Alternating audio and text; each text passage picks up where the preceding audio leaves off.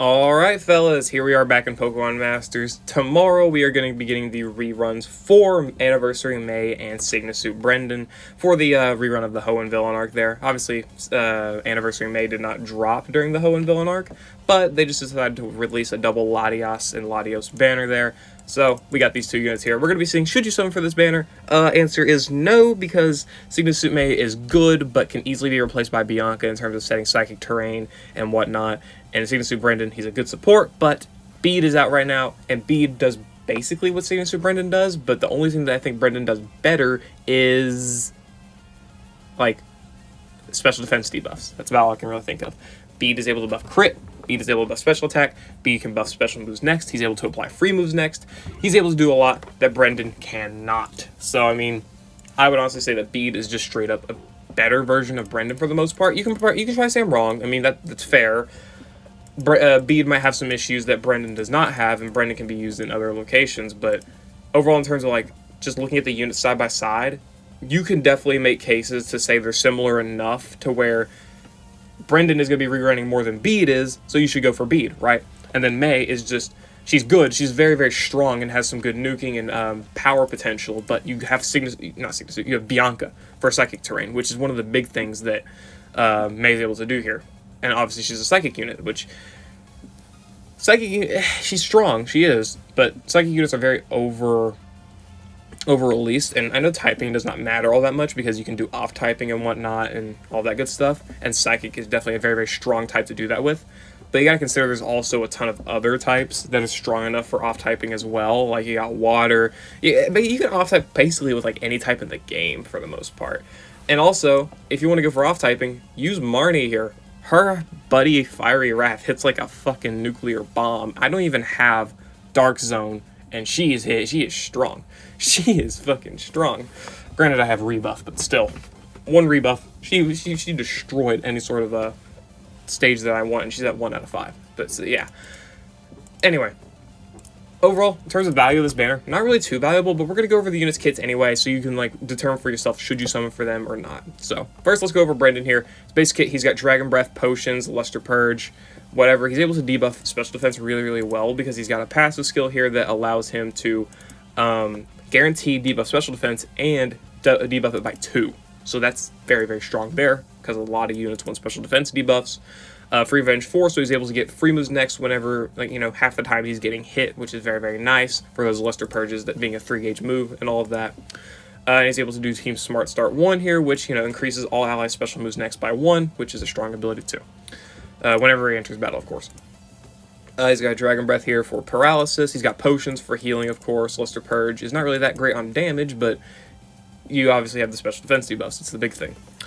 And then he's got his trainer move, which buffs all allies crit by 1, and then it uses a maximum of 3 gauge, which if it uses all 3 gauge, it applies free moves next to everybody, and then the more gauge it uses, the more it buffs the special attack and special defense of all allies up to +4. And then when you Mega Evolve, you got Team Smart Start again, because again, passives activate whenever the Pokemon Mega Evolves too, so you're going to be able to get this off as soon as he uses his Sync move again. He'll have Free Revenge 9, so now every time he gets hit, he's got the guaranteed free moves next on his Luster Purge, making him have no gauge requirements. And then he's got Unexpected Benefit 2 again, which, you know, double special defense debuffs with Luster Purge. Other than that, base kit doesn't really change, except his defenses go up, which he's very, very strong defensively as well, so keep that in mind. As well as having Potion, he's able to heal, so very, very good tank, right? 1 out of 5 doesn't get too much. He gets Precognition, which if you're running in with Psychic Terrain, Anniversary May, that can be good. He also gets the NPR, or Move Gauge Refresh, on Luster Purge, which can help in your team's gauge overall, just in case your gauge is still not that great, even with his free moves next. Move Gauge Refresh on Dragon Breath, whatever, right? 2 out of 5, he gets the NPR on the Trainer move, which can be nice to get +2 crit and max allies special attack and special defense, and give them more free moves next. So there's that. Hostile Environment on Dragon Breath for paralysis purposes, which is great against, you know, like Cabalion and whatever else, these legendary arenas that want status conditions. Potion, NPR, and Master Healer, that's very, very strong there too. Weird Recovery, so he's able to heal up in Psychic Terrain if need be. Fast Track, that's whatever. And then Quick Cure, of course, able to cure himself of Flinching, Confusion, and Trap the first time they're inflicted. And 3 out of 5. This is a pretty big one. He's got Team Tough Luck 4 here, which is able to buff allies' defense or special defense, or both of them, whenever the user is hit by an attacking move. That can be decent if you want to buff all allies' defensive stats, you know, in a slower setting, which can be good for, you know, keeping teams like health up and whatnot, with his potions especially. Head Start 1 for more gauge. Sure. Team Sharp Entry 1, so if you're able to get the NPR on the trainer move and you have Team Sharp Entry 1 here, you're able to max all allies crit, which is one thing I don't know why they did. They made it so he couldn't max out crit, like, without a trainer move NPR. I don't get that. I guess, sure, but, like, why? Why? Just make him a little bit better. Shouldn't have to put this little, I guess, debuff in there, but it's fine. It's not that big of a deal. Sync free for all, so he applies free moves next to everybody after he uses a sync move. As you can tell, this guy's got a lot of free moves next in his passive. He's able to apply it to himself, he's able to give it to all allies in his trainer move, he's able to give it all allies after his sync move. He's got, where the fuck is it? I know there's another one. I forget it. I lost it. Oh well, it's fine. Let's see. More NPR and Master Healer stuff for potions, and I think that's about it. Impervious, sure. No debuffs allowed, which is pretty nice, admittedly. So as you can see, Brendan can do a lot here. He's able to tank, he's able to buff ally special attack, special defense, crit by up to +2 at 3 out of 5 if you have Sharp Entry gridded, or +3 if you get the trainer move NPR. He's able to debuff special defense, he's able to use potions, he's able to apply paralysis to the enemies. He's very good on gauge with the free moves next. He's able to buff allies special moves next with his entry abilities. So he's good in that sense, but again, compare him to like Bede, who does basically all of that a little bit differently, but he still does all of it. Like, look at this. So, Buddy Freezing Glare applies free moves next to everybody, and he's able to buff their defense and special defense, just like having the Team Tough Luck 4. Yeah, similar abilities there. He's able to buff attack, special attack, and crit by 2 for all allies with his trainer move, and he's able to apply physical moves and special moves next. Brendan, you know, able to apply crit and special attack and special moves next. Passive skills, I might not want to look here. He does have also the sync move countdown, like Brendan having Head Start. He's able to buff ally speed, which is also another thing for gauge. He's got the guaranteed NPR on all of his trainer moves, or all of his moves here, meaning that that's a little bit strong. That's a wee little strong there. So yeah, he's able to buff all of those stats. So like, look at the similarities. The big thing that Brendan can do that Bede can't is debuff special defense, because everything else you're using Brendan for is special moves next, crit, special attack, special defense, or free moves next. All of which Bede can also do. But other than that one little thing, Bede is just straight up kind of similar in that sense, and he's also more limited.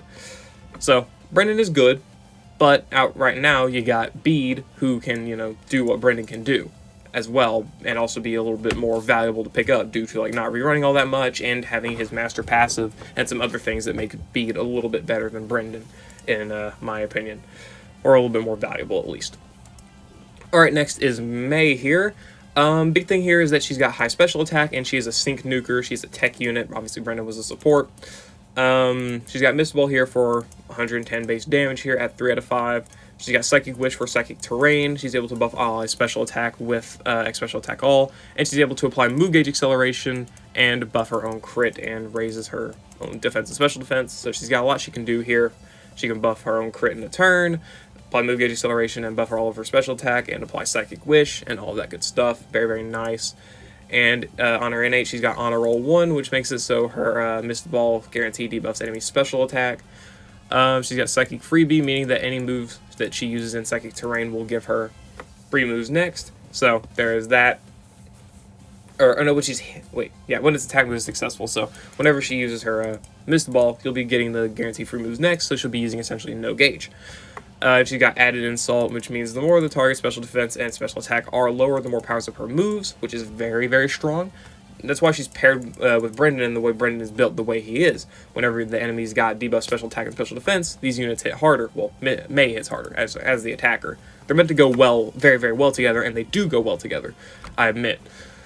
And when it comes to her grid, 1 out of 5, she doesn't have much other than gauge refresh for the most part. 2 out of 5, she gets Catalyst. That's about it, honestly. Catalyst. Morale support, I guess. She gets a little bit of utility, I guess. Raising her own special attack. She's immune to status conditions and psychic terrain. She's got Catalyst and whatever. But the big stuff is 3 out of 5, where she gets all of her nodes here, including her sync nodes. This is the big one here. I think that's it. Yeah. You got Brain Teaser and Smarty Pants, meaning the more the enemy's special defense is lower, the more powers up sync moves and normal moves respectively. And Devastation, which is the same thing but for special attack, meaning she's going to be nuking hard, she's going to be hitting damage, good damage and whatnot. So 3 out of 5, she got a lot. 5 out of 5, don't even worry about it. This is not worth anything. Her 5 out of 5 pretty much sucks. Anyway. So, overall, the value of the banner, both of these units mesh extremely well together, and in their individual right are very, very strong units together. Or, individually, again, individually strong units together even stronger, right? Because they're covering each other's backs on what each other needs. Like, May's able to buff her own crit, Brandon's able to buff May's special attack quickly, and Brennan's also able to apply special defense debuffs, whereas May is able to apply both, as well as keep getting stronger every time those buffs or debuffs to the enemy are applied, right? And obviously, Brendan also applies special moves next, helping out May even more. So, overall, you're going to have a 1.5% rate for each of these units on the banner for a total of 3% featured pull rates, which is good, for sure. Very, very good. But the reason I don't recommend you summon is because as good as these guys as a duo are, as good as they like work together, you have as good as a duo together as in like Bede and Champion Marnie. Like Champion Bede and Champion Marnie. They work extremely well together as well. Bede is able to buff. Marnie doesn't even need special attack buffs, but Bede is able to apply, Freedom Moves next. He's able to apply more sync countdown so you can get the buddy moves from Marnie and Bede. He's able to apply special moves next, he's able to help out a little bit with Gauge with free moves next again, and all of that good stuff. So they do work well together. Not as well as these two do, but overall they're also more valuable to pick up due to being, in my opinion, better units outright, and just not having a lot of rerun potential, because Master Fairs don't rerun all that much. As well as including everything else running in the month that you might want to pick up instead. So while this banner with May and Brendan is very, very good, very, very, very valuable. Me saying it's valuable means you might want to summon, right? But it's not what I'm trying to do. The May and Brendan banner is good, for sure. Like 3% featured rate for both of them, and if you can pick up both of them, you got 2 very, very strong units that mesh together extremely well. But you also got to consider there's 3 Master Fairs that are running out of time right now, pretty much. And you also got to consider there's going to be a datamine soon. It might have already happened. I don't know. Again, I'm recording this very, very early in advance, uploading it a lot later. So there might be a datamine or something that's coming up and whatnot. So you got to look at what's coming out in the future, right? And see if these banners are worth anything. Hell, maybe I should have actually recorded this video after, like a little bit later, to see if the datamine would come out. Well, it's fine. Same answer probably would have been about the same. You got to consider the Champion Master Fairs out right now. You got to consider all the rerun banners out right now. You got to consider what's coming next datamine before you really make a decision on summoning for May and Brendan here. They are good units. They are, but again, just be sure you know what you're summoning for. You got Lance here is also individually a really, really strong unit and whatnot. You got a lot of stuff out right now. You got to really make sure Brendan and May are what you want. You got to really make sure. But overall, in terms of overall value of these units, while good, are not really that valuable. Brendan is just straight up overshadowed. Well, maybe not overshadowed like immensely, but on the same level as Bede, and Bede is rarer, so therefore, in my opinion, he's got a little bit more value. In May, you can definitely use another Psychic Striker like Giovanni, who also is able to debuff special defense and whatnot, and is able to apply his own buffs other than special attack, who he needs the support for, but those are easy to get. And Bianca, who's able to apply Psychic Terrain, and I would just generally straight up use her with every single Psychic unit anyway. She does a lot. She's able to apply Psychic Terrain. She's able to apply Gradual Healing to herself to add some sustainability for herself in terms of bulk, and she's able to apply speed buffs to the whole team, so she's able to help out the team as well in terms of Gauge. And she's got Precognition, helping out with Gauge even more. So Bianca works as a really, really good utility unit, whereas May here is good for, sync nuking more so than anything. She's good in Psychic Terrain as well. She can do similar things as Bianca, of course, but got to consider just gotta consider all these different factors and whatnot. Bianca, in my opinion, you can just run instead of May, in both a striker setting too, because Bianca also has store power and whatnot. But yeah, anyway, Brendan and Bede are about equal in terms of value.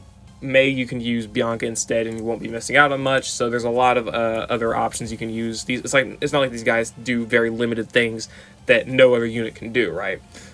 But they do work together like no other unit can do. So there's that. But yeah. Anyway, guys, I hope you all enjoyed. Again, don't recommend summoning for them. Got other valuable stuff to worry about, including the data mine that's coming up, or may have already dropped as of the time of uploading this. But yeah, anyway. Hope you all enjoyed. Let me know if you're going to be summoning for these guys or not down in the comments below, and I'll see you later.